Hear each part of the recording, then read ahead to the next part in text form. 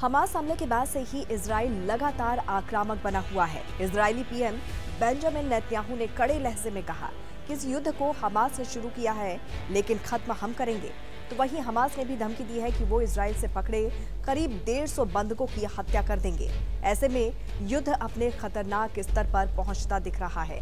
नमस्कार, आप देख रहे हैं जनभावना टाइम्स। आपके साथ मैं हूं अंकिता।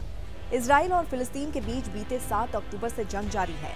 हमास के हमले के बाद से ही इजराइल लगातार आक्रामक बना हुआ है।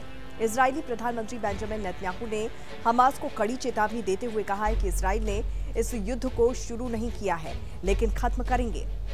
अब ये युद्ध उस जगह पर पहुंच गया है जहां पर हमास की तरफ से बंधक बनाए गए सैकड़ों लोगों की जान पर बनाई है। हमास ने सीधे तौर पर धमकी दी है कि अगर बिना चेतावनी के गाजा में उन पर हमला हुआ तो फिर वो एक एक करके बंधकों को मारना शुरू कर देंगे।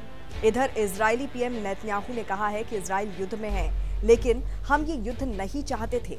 इसे बेहद क्रूर और बर्बर तरीके से थोपा गया है।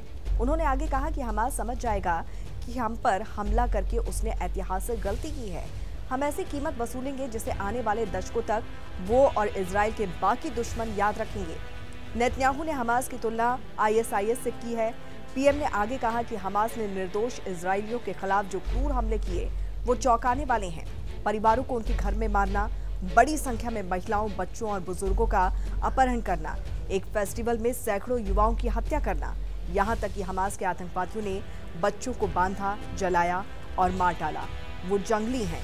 इजराइल सिर्फ अपने लोगों के लिए नहीं बल्कि बर्बरता के खिलाफ खड़े हुए देश के लिए लड़ रहा है। उधर इजराइल के रक्षा मंत्री ने पूरी गाजा पट्टी पर कब्जे का आदेश दे दिया है। इस युद्ध में अब तक 900 इजरायलियों की मौत हो चुकी है, जबकि 2300 लोग घायल हुए हैं। वहीं गाजा में करीब 687 फिलिस्तीनी मारे गए हैं। कुल मिलाकर इस युद्ध में अब तक 1600 से ज्यादा लोग मारे जा चुके हैं। वहीं इस हमले में इजराइल में मरने वाले अमेरिकी नागरिकों की संख्या 11 और ब्रिटेन के नागरिकों की संख्या 10 पहुंच गई है। इससे पहले फ्रांस, जर्मनी और यूक्रेन ने भी हमास के अटैक में अपने नागरिकों के मारे जाने की पुष्टि की थी। वहीं अमेरिका ने इजराइल को मिलिट्री सपोर्ट देने की बात कही है। US defence secretary Lloyd Austin ने कहा कि मदद के लिए हमारे जहाज और लड़ाकू विमान इजराइल की तरफ बढ़ रहे हैं। हमने यूएसएस जेराल्ड और R4 एयरक्राफ्ट कैरियर यानी कि वॉरशिप को अलर्ट कर दिया है। अमेरिकी राष्ट्रपति जो बाइडेन, ब्रिटेन के प्रधानमंत्री Rishi Sunak, German chancellor Olaf Scholz, फ्रांसीसी राष्ट्रपति इमैनुएल मैक्रों और इतालवी प्रधानमंत्री जॉर्जिया मेलोनी ने मंगलवार को एक संयुक्त बयान जारी कर इजराइल के लिए समर्थन पर जोर दिया। साथ ही इजराइल ने हमास को मुंहतोड़ जवाब देने के लिए 3 लाख सैनिक भी जुटाए हैं। वहीं नेतन्याहू ने अमेरिका से मिले समर्थन के लिए अमेरिकी राष्ट्रपति जो बाइडेन का शुक्रिया अदा किया। उन्होंने कहा कि मैं दुनिया भर के उन तमाम नेताओं को धन्यवाद देना चाहता हूं जो आज इजराइल के साथ खड़े हुए हैं। तो इस पर आपकी क्या राय है, जरूर बताइए। जुड़े रहिए जनभावना टाइम्स के साथ। नमस्कार।